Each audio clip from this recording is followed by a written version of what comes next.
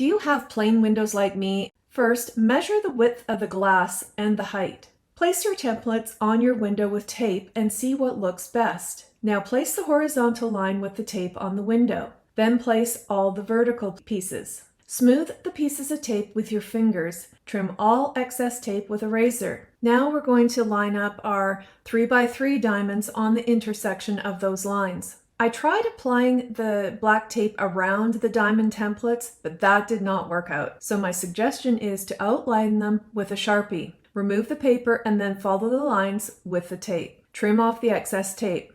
Let's deal with the French door. I'm going with a simple design because that will continue to be best matched for our Nantucket coastal style home. I will do a simple border and then 3 diamonds down the middle, which will match the diamonds on the transom. I measured 3 inches in on all sides.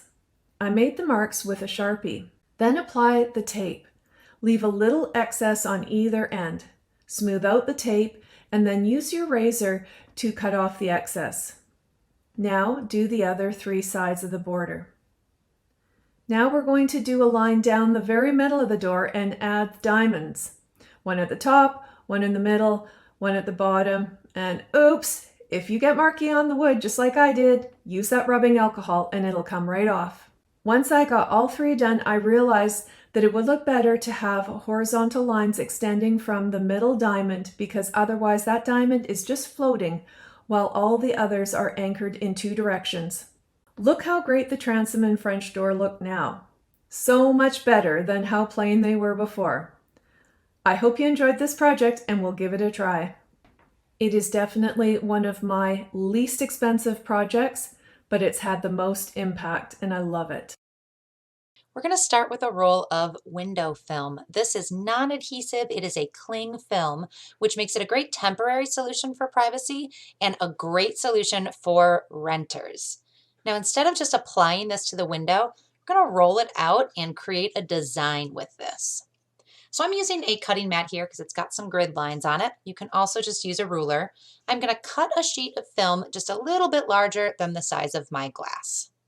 There are 2 sides to this window film. There's the frosted side and then there's a clear carrier sheet on the back.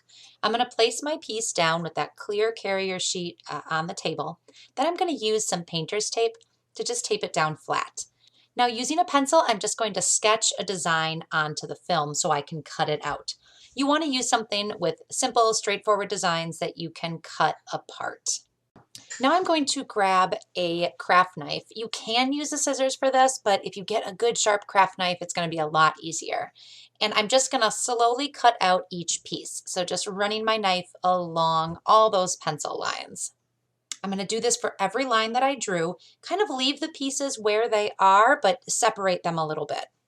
Everything is cut out. Now I am going to take this whole cutting mat, take the whole thing over to my bathroom. I want to leave all these pieces in the right order, and we're going to start applying it to the window.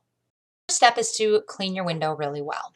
You want to start with a spray bottle full of water.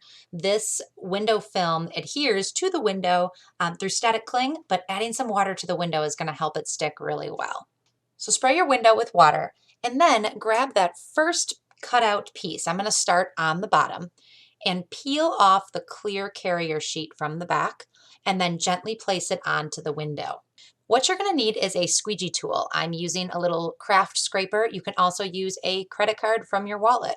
Then you're going to continue with all the other pieces. Now I want to let a little light shine in. So I'm leaving about 1/4 of an inch of space between each piece. Using that squeegee each time and just pressing down really well. I cut this piece of window film a little bit bigger than my window, so you're going to have some pieces that hang off on the edges, and that's okay. As we get toward the end, we can trim those off. So now that we're nearing the end here, I'm going to use my craft knife and just cut off these edges here. Be very gentle that you're not pushing too hard and damaging your frame or the caulk or any part of your window.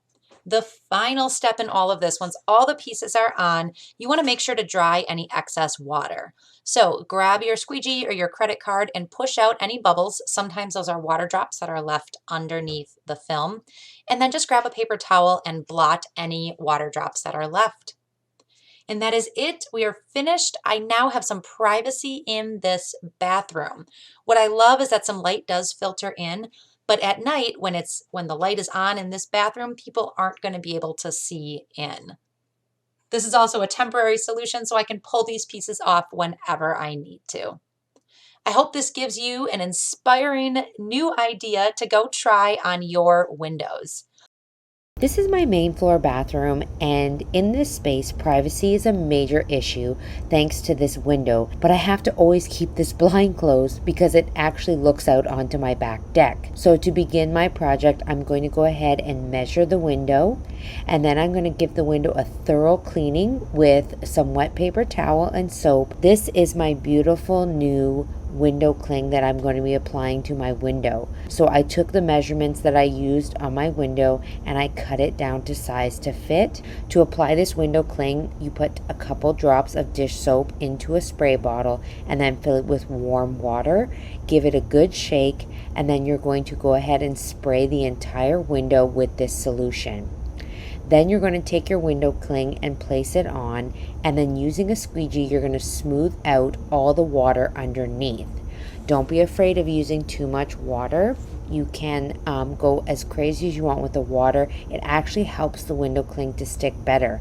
But this is why I love this product, because it's not actually a sticker, so it's not going to ruin my window at all. The water actually just kind of suctions it onto your window. So if I do have to take this down, my window is going to be completely fine underneath. There will be no sticky glue, no residue on my window whatsoever. This is the window cling in place and the finished look. This is what it looks like from the outside.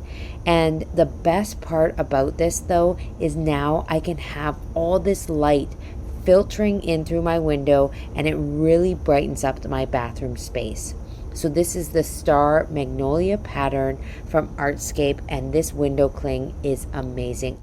Some of my windows are so plain, so here's how I'm going to wrap up a couple that will create a high-end look for pennies. I'm going to use a razor blade to scrape anything stuck. Now I'm giving the windows a good clean inside and out for a fresh start.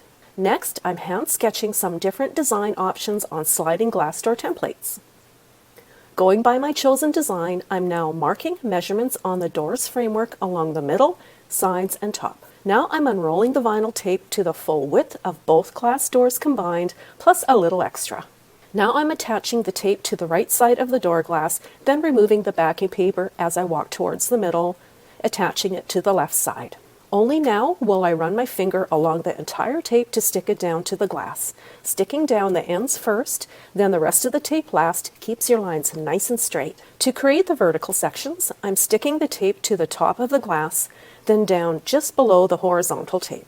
Next, I'm running my finger along the tape to stick the rest down to the glass, then trimming the ends using an X-Acto knife. The sliding glass doors turned out so good, now I'm moving on to a small window next. For this window, I'm marking off all the measurements in pencil along the window's frame sides, middle, and top. Next, I'm running the entire length of horizontal tape first, then tagging the tape on the right side and left side of each window pane. Then I'm sticking the rest of the tape down with my finger and trimming the ends. I'm only adding one vertical strip to each window, which creates the visual of small, perfectly square window panels. And the end results are custom Muntin bars on a sliding glass door and window. Real Muntin bars embedded in glass can be very costly to order, but now my plain doors and windows can have all the Muntin bar vibes without breaking the bank. And from a short distance away, you can't even tell they aren't the real thing. Plus, they can easily be removed anytime desired to either change the design or remove them completely. This makes a great renter-friendly option as well. We need a skinny roll of tape, and we also need some clear Elmer's glue. That's going to be great. And our template for today is going to be an outside window. We got to put some of that tape on the window. Now, you can go ahead and take the tape and mask it to the grid that's already on the window, or you can just go random like I'm doing at angles. We're going to get that tape on, but the next step to this is we got to grab that Elmer's glue, and it's too full when they're brand new. So we're going to transfer some of this over to a bigger bottle. That way it makes room for the paint that we're going to add to it. Once we get some paint in there, all you got to do is just go back and forth with it, and it shakes up really nice. Next, move on to your second color. On this one, I'm going to show you that you can just shake it a little bit if you've got room in there, because we transfer the glue over, and look at that. It covers really good. And these are our 4 colors we're going to go with. Now, because it's on the Elmer's glue, it's actually non-toxic, and you can just go ahead and put it out on a plate, piece of cardboard, and I used a foam brush to transfer it to the window. Now, it's going to go on light. The paint is not as opaque as you think it might be. You can mix it a little thicker, but we do want a good ratio of glue to paint. So I take the foam brush and I go ahead and I put it on the window. It's okay if you hit the tape. That way you can get good crisp lines when we pull the tape off later. But I'm going to cover every grid I can, but I'm going to go random with the color. So I've got some purple on, I put on some red, and now it's time to put some yellow. But don't worry, it's going to take multiple coats. That's what we're going to need to do. But the glue and the paint dries really fast. You can actually put a coat on within an hour after you put it on. Now, once it dries overnight, you're going to take a knife and very gently, we don't want to scratch the window, and if you do this just gently enough right next to the tape, the glue will separate from the tape. If you try to pull the tape with it out using the knife, it may pull the glue off. And that's another thing. When you're done with this and you want to change it or just take it off later, it peels right off. So once you go ahead and score it with the knife, just go ahead and start pulling the tape off. It'll go nice. Now, keep the knife handy with you though. If you start to pull and it pulls on your colors or your tape, just take the knife and score it a little bit like I've done in this spot. So take it all off, and there it is. That's our final project. In the afternoon, when the sun hits the window, it just glows inside the room and gives it multiple colors. I hope this inspires you to make your own stained glass colored window. Thank you for watching Home Talk, and we'll catch you next time.